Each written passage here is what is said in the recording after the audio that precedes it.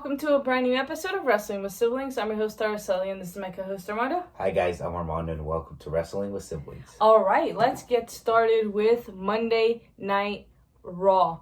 None other than the Raw Women's Champion, Asuka, opens up the show, but before she can say anything, the brand new Women's Tag Team Champions, Sasha Banks and Bayley, decide to interrupt, and they come out and they're like, you know what, we are the new champions. They're cocky, they're confident, they know exactly what they're capable of and what the competition is on both Raw, SmackDown, and NXT. Yeah, and pretty much coming over to Raw, not only to address everybody that they were the new Women's Tag Team Champions, but also to base a new challenge to pretty much the Iconics. Why? Because the Iconics, they throwed them last year at WrestleMania. Not last year, at New York, I'm sorry.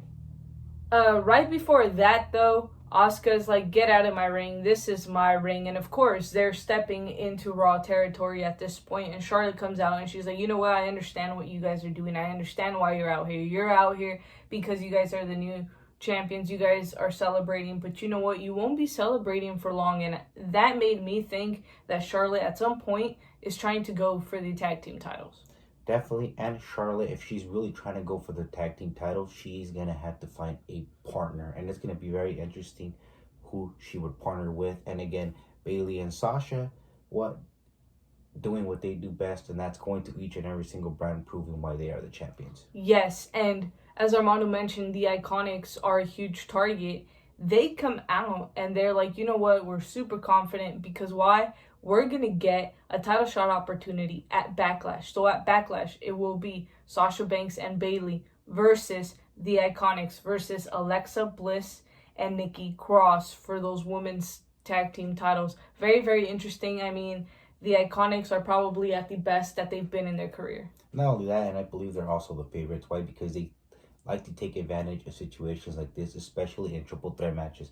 As you guys know, triple threat matches are a huge disadvantage for the champions from the get-go. They don't have to get pinned to lose, and that is the case with Sasha and Bayley. And we know that the Iconics are the ultimate opportunists. We know they like to take advantage of situations like this, but also keep in mind, so was Alexa Bliss. And you cannot underestimate any of these teams going into Backlash. However, we will get more into predictions later on.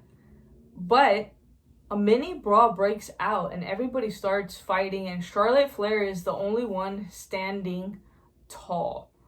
Therefore, this leads into Asuka and Charlotte versus the Iconics versus Sasha and Bayley. Pretty much a little warm-up match for the Iconics and for Bayley and Sasha Banks. Kind of a little bit of what they're going to expect in that triple threat match that they're going to have this Sunday at Backlash. Yes, and right off the bat, Charlotte and Asuka are the team that are at the biggest disadvantage. Not because of their experience, not because of their talent, simply because their egos clash. And Asuka doesn't like Charlotte. Charlotte doesn't like Asuka. And again, it's those egos. And the two with the biggest advantage are definitely Sasha and Bayley and the Iconics. Falling back a little bit on Asuka and Charlotte, yeah, it's the egos, but it's the fact that they're so competitive in the ring. They both want to be one step ahead of each other, and they both want to be the best. So that's why they clash and they bump heads. And keep in mind, Asuka hasn't been able to beat Charlotte in the singles competition. Yeah, they bring the best out of each other, and they've taken each other to the limits every single time we've seen them face each other. But we'll get into them a little bit later. Hitting the Iconics, I think the Iconics are at the peak of their career right now. I think they left, came back, completely reinvented themselves, and I think now they take each other a little more serious. But I feel like now, as a competitors, they've completely evolved, and I think if there's anybody that could potentially dethrone Sasha and Bayley, I do believe it's the Iconics. I agree. The Iconics evolved. They're more experienced. They're more mature now. But not only that, this time off that they had, they really took it to their advantage. For what? Because they developed their characters. They improved so much, and not only that, they studied the women's division so good that they know what to expect. Their in-ring performance has gone over the roof. We've seen that over the last couple of matches that they've had, and we also seen the strategies that they're trying to use. You know, they're sticking together, they're isolating their opponents, they're frequently tagging in and out. They know how to stay on their opponent now, and them being focused is a great, great opportunity for them going forward. Not only that, but they're also doing whatever it takes to win. And at that point, that makes him even more dangerous. Hey, you got to do what you got to do sometimes to get that win. And that's what the Iconics are doing perfectly right now. And Sasha and Bayley, I mean, this is probably the most solid team out of everybody here, and out of that Backlash match, that is the most solid team. However, if something minimal does happen, we have seen Sasha and Bayley kind of just, I don't want to say not like each other, but kind of just disagree on certain little things. And I think if that happens at Backlash, it's going to be a huge problem because they could potentially lose. That's the only defect that I see in that tag team between Bayley and Sasha. Like you said, there might be some conflict there a little bit because they disagree on something. Possibly Bayley could tag Sasha when she doesn't want to get tagged. So stuff like that may, end up costing them. But other than that, they look pretty solid. They're also the favorite. So it's going to be a very interesting tag team match that they're going to have. 100% agree with you on that one. All right, let's move on to Rey Mysterio. He basically has an interview, and I'll keep it very, very short for you guys. He's sitting there, and obviously he says his eye is healing, that he's currently not cleared to compete. He doesn't know when he will be cleared to compete, but he does make it very, very clear that when he comes back, he will make Seth Rollins' life a living hell. And I can see why, because of the injury that Seth Rollins had to cost him throughout his career. Yes, and Seth keeps picking Rey Mysterio's bones. He's like, you know what? We had to sacrifice you for the greater good to get to where we are now. And I think Seth wants to be the guy that holds the title of, you know what, I put Rey Mysterio away. I was the one that retired Rey Mysterio. I mean, Rey is a legend. Anybody that gets to retire Mysterio is definitely going to hold a huge card in the role. However, I feel like Seth has done a great job with those mind games. And not only that, but he wants to make a statement to the entire Raw locker room. If you are not with the Monday Night Messiah, this could potentially happen to you. So, I mean, the locker room has to be very careful with Seth Rollins because he already made a statement with Rey Mysterio. And keep in mind, he's had this mentality since Survivor Series, ever since Raw lost with the clean slate at Survivor Series. And this is what brought Seth Rollins till this point, and now he's trying to prove, like Armando said, to the roster who he is and what he's capable of doing if you're not with him. All right, let's move on to Humberto and Alistair versus Murphy and Theory. This match basically happens because Alistair decides to attack Seth Rollins. Yeah, and he's still trying to get the revenge over Rey Mysterio, but keep in mind, could Alistair Black be the next victim of Seth Rollins who he's trying to make a statement? I mean, who knows? He stuck out for Rey Mysterio, and now he's paying the price with Seth Rollins and Buddy Murphy and Austin Theory. But now not only does Alistair have Rey on his side, maybe potentially even Dominic, now he has Humberto Carrillo by his side. So he's definitely not alone.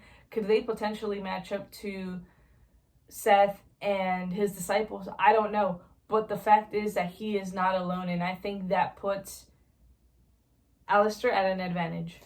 It does, and not only that, but that also leads into Alistair and Humberto versus Austin Theory and Buddy Murphy. But we've seen an aggressive and a different Alistair Black. He is more motivated. He wants to get his hands on Seth Rollins so badly, even though he already beat him. Yeah, and he's willing to go through anyone and anything to get retribution for Rey Mysterio. And I completely understand Alistair Black. And you did mention it. He is a changed man. We're seeing a completely different side of Alistair Black. And I think we are also seeing a different side of Humberto Carrillo. I think Humberto is now more fired up. He's finally finding a purpose as to why he is there and what he's doing. Yeah, Buddy Murphy and Austin Theory are starting to click together. They're starting to look like a team, and I think Seth Rollins is doing a great job leading them to where they're at. And if they continue to go this way, we could potentially see them go for the Raw Tag Team Championships. But again, who knows? We'll see what happens. I'm starting to like Murphy in Theory. I think there's a certain chemistry, there's a certain connection there. I think this was one of the teams that you look at it and you're just like, I don't know if it could work, but it does, and they click super, super well. I think they're very dangerous competitors, and I think once Austin Theory is put to that test and once he's brought to that limit, I think we're finally going to see a completely different side of Theory. Once he starts getting comfortable with Buddy Murphy and he breaks that shell, I think we're going to see one hell of a tag team right here. No doubt about it. And as they keep getting matches together, it's just going to continue to improve. And this is one team that you guys need to watch out for. The real question here is, how many disciples does Seth Rollins want on his team? How many people, and how far is he willing to go to get to what he wants? I think he's willing to go as far as he can. If he could get the entire locker room to go by his beliefs, by his side, he's going to try to do it. But if he could recruit 2, 3, maybe and more people, he would do it.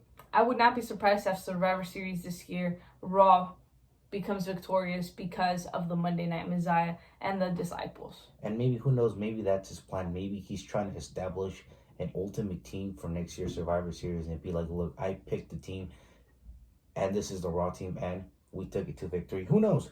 We'll see what happens.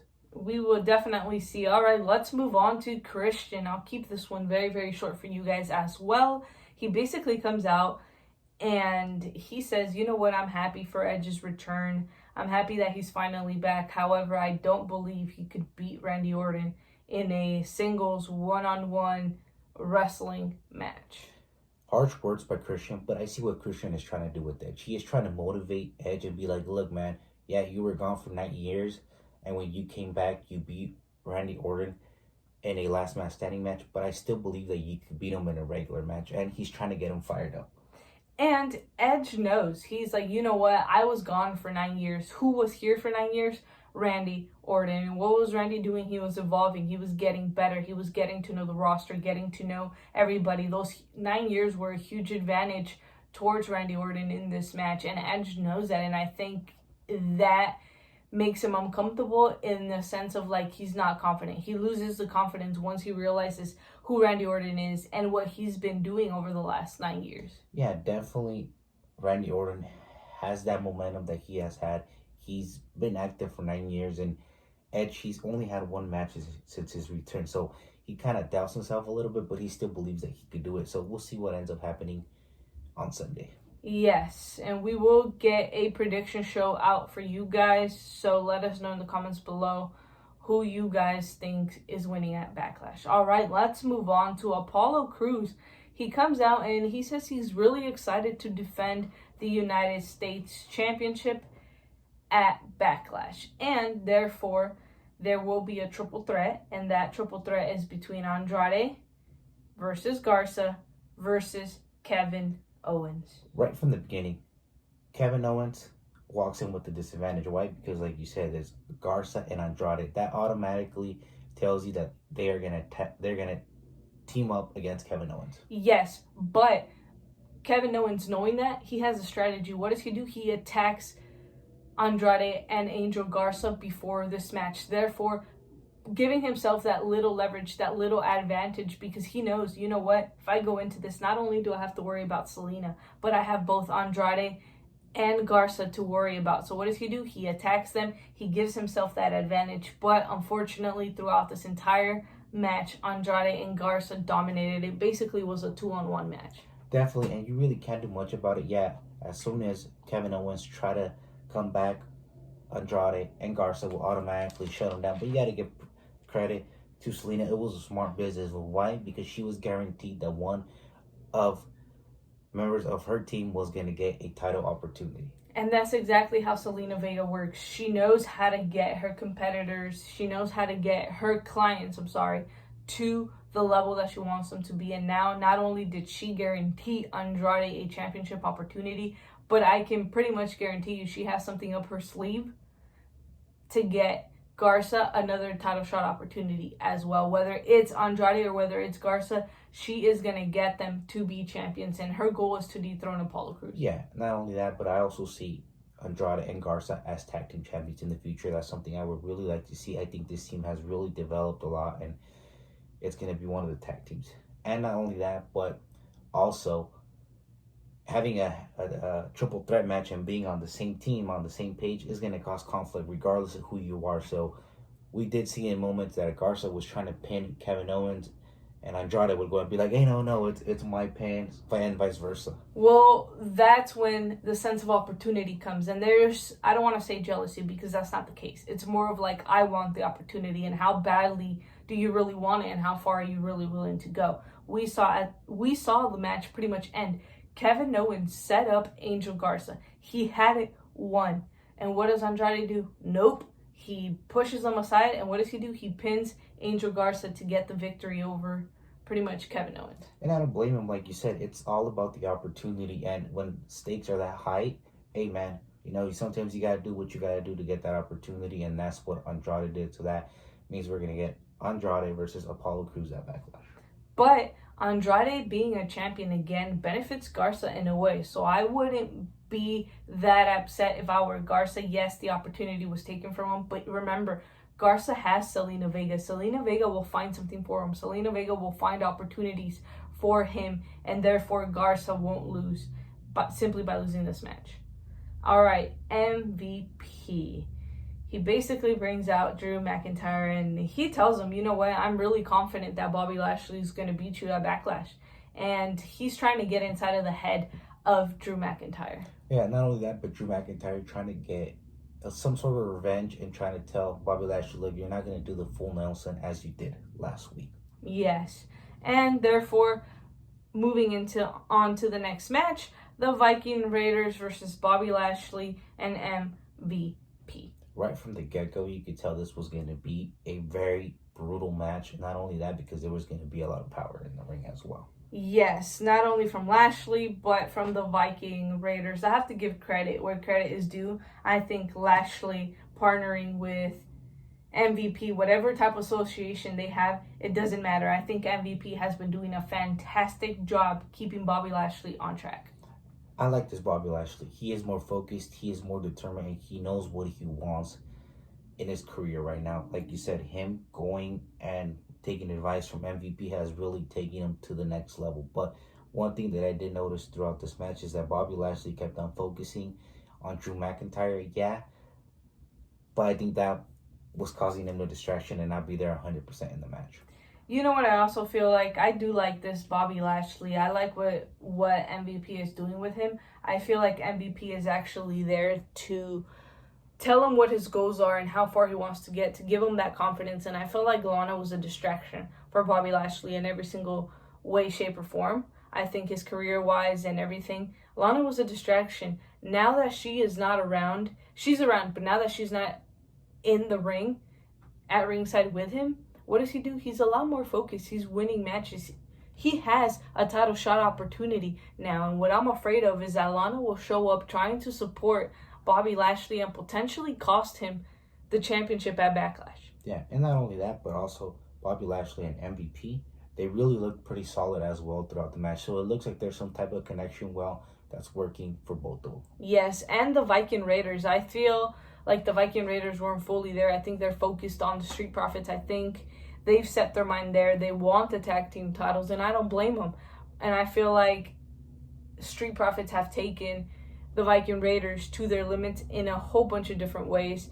And I don't really think they were fully there, but they knew who their competition was. Yeah, and they knew if they got a victory in this tag team match, they were going to impress the Street Profits even more, and for the Street Profits to take them even more seriously. Yes, and the Street Profits show up and they start a distraction, and I think that's what really was the game changer in this entire match.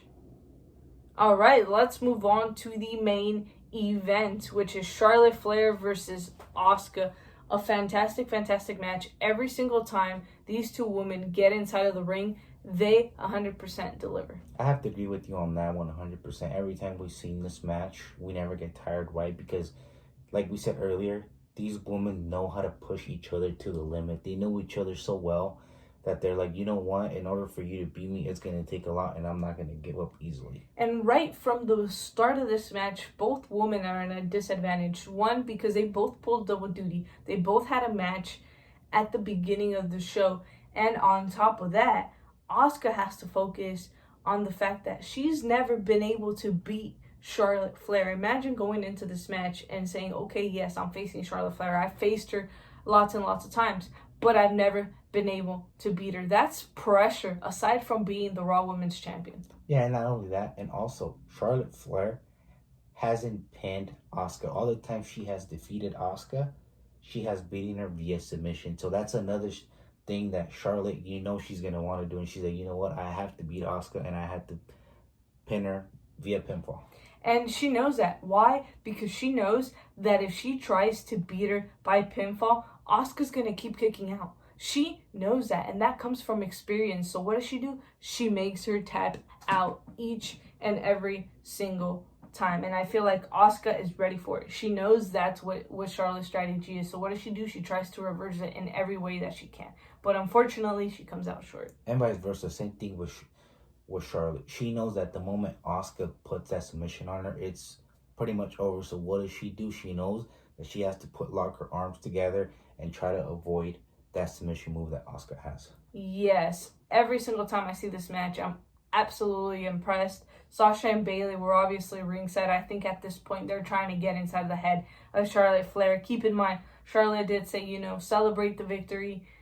Let yourself be happy for right now.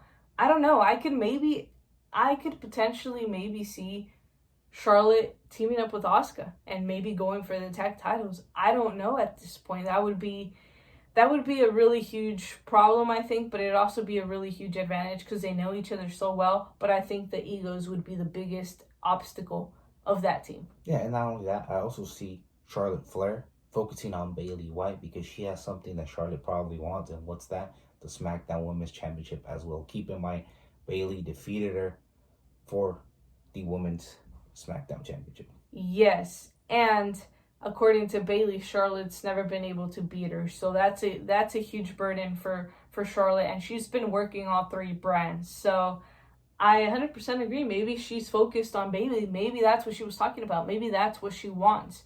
Who knows? We will find out. But that's all we have for you guys on this episode of Wrestling with Siblings. Remember to like, comment, share, and subscribe. Become a part of the Siblings today. And for those of you that do not know what WWS stands for, Armando, what does WWS stand for? Wrestling with Siblings. Thank you guys so much, and see you guys next time.